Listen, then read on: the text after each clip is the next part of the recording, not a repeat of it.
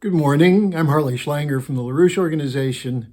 Today is January 2nd, 2023, and I would like to wish all of you a happy new year and the expectation that we will work together to make this a good new year for humanity.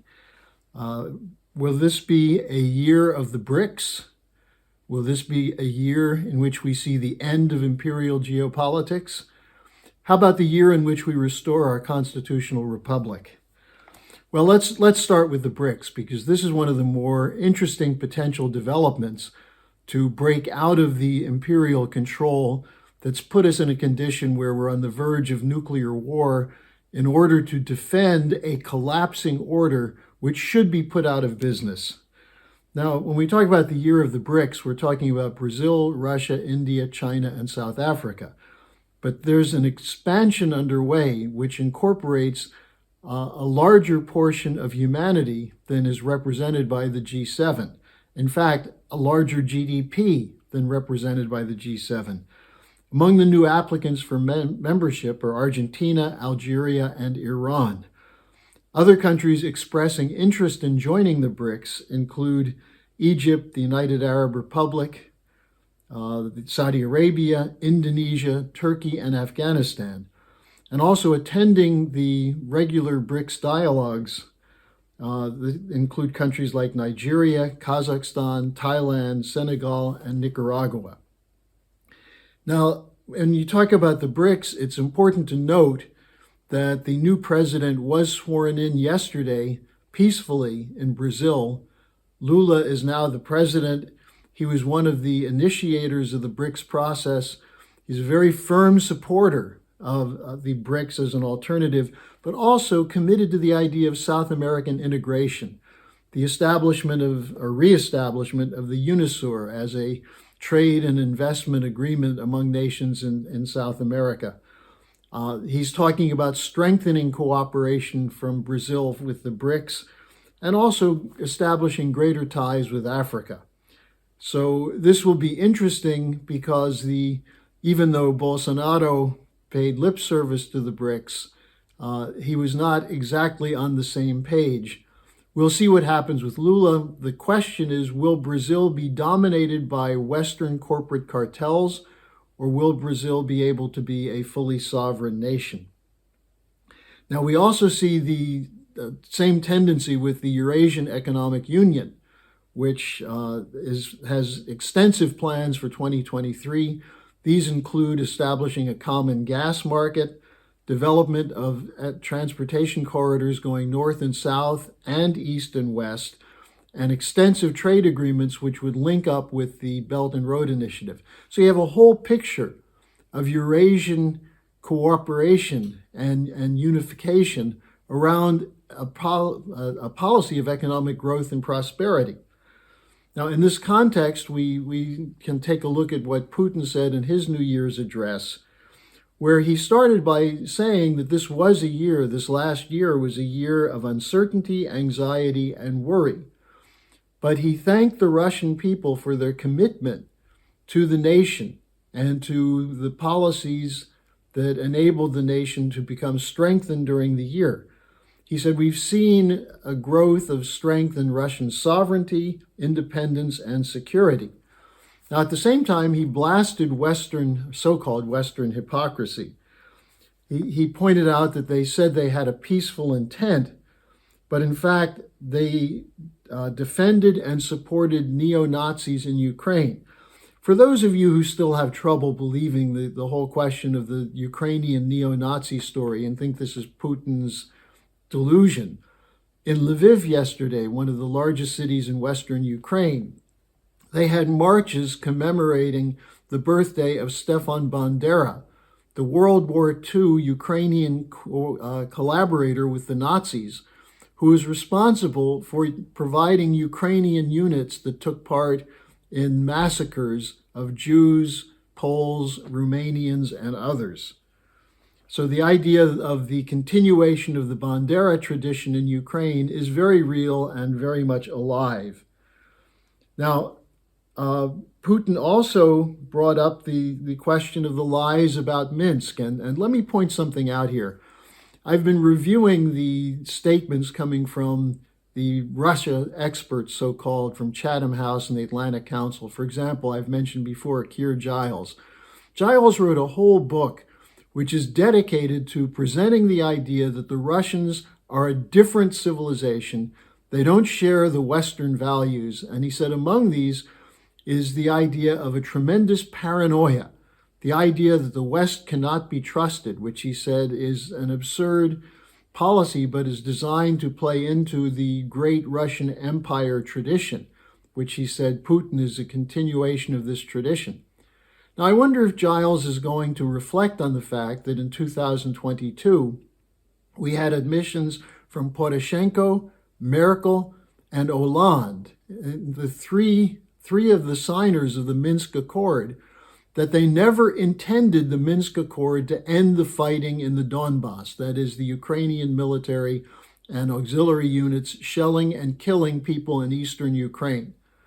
That wasn't Russian paranoia, because it's now acknowledged by Merkel and Hollande that they never intended to stop the fighting. They used the Minsk Accord as a ploy to buy time to arm Ukraine.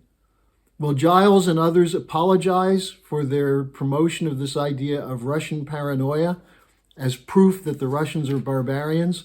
Well, don't count on it. They have a whole series of events coming up to talk about the importance of continuing the weapons flow into Ukraine. Now, of course, when any empire collapses, as the Western petrodollar empire is collapsing, the people who run the empire use the idea of an enemy image to divert blame for the collapse of the living standards of those in the empire.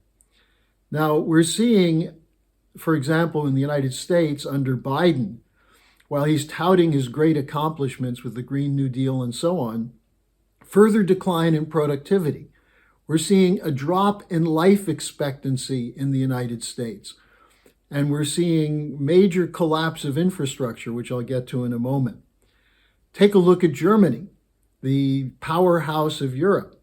They're now projecting that the inflation rate will continue to be high through, quote, the middle of the decade, according to the Federation of German Industry. Last month in November, it was 11.3% increase in inflation in Germany. And we're seeing a situation in which corporations are finding it difficult to get credit to continue because of the high interest rates, and the lack of energy is causing companies to either shut down or look to leave the country. So these are signs of the collapse of the West, while the Eastern economies are growing and are working out trade deals and are looking at alternative methods of financing to get outside of the dollar system and to protect themselves from the sanctions, which are one of the key weapons being used by the empire to not only defeat its opponents, but to impose the austerity on its own people. Now, two other things to watch in the coming year. One is the Twitter revelations. What we've seen so far is completely damning. And for those who say it's just about a private company and you can't hold the private company responsible for the First Amendment deprivations, well, what about the FBI role? It's now conclusive from documents that the FBI was involved in a multitude of corrupt activities in censoring and coordinating what was allowed to be printed. So we'll see more on this, and it raises the whole question of what will happen with the top leadership of the FBI. Will there be a clean out of the corruption of the so-called top law enforcement agency in the country, which is one of the promoters of the anti-Russian policy that was behind the whole Russiagate? Secondly, keep an eye on what's happening with the Green New Deal. When you combine the Green New Deal with geopolitical sanctions, we're seeing shortages, we're seeing collapse of infrastructure. This is related to the productivity decline in the United States. But one case stands out, the situation that just occurred in Buffalo, New York, with the blizzard over the Christmas period, with close to 40 deaths. Now, people are saying this is caused by global warming. Well, Buffalo has had historically high levels of cold and snow in the winter. For example, the blizzard of 1977. But why was that less devastating than the current one?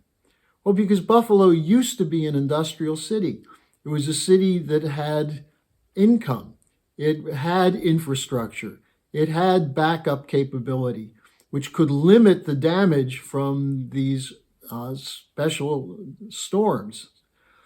That doesn't exist anymore. Buffalo's been deindustrialized. It's a very poor city. Diane Sayre pointed this out repeatedly during his campaign, that Buffalo and Western New York went from being industrial centers to post-industrial wreck heaps. And we saw the results of that with the storm that just took place there. So as we enter this new year, New Year's are always a time where you have hope that there will be changes for the good. You can't just hope. You have to become active in this process. In this last year, the Schiller Institute increased its influence dramatically around the world through our regular conferences, through the participation of our spokesmen, including Helga Zepp-LaRouche and myself, in venues all over the world. We have people appearing at our conferences who are being labeled information terrorists for speaking the truth against the narrative of the empire.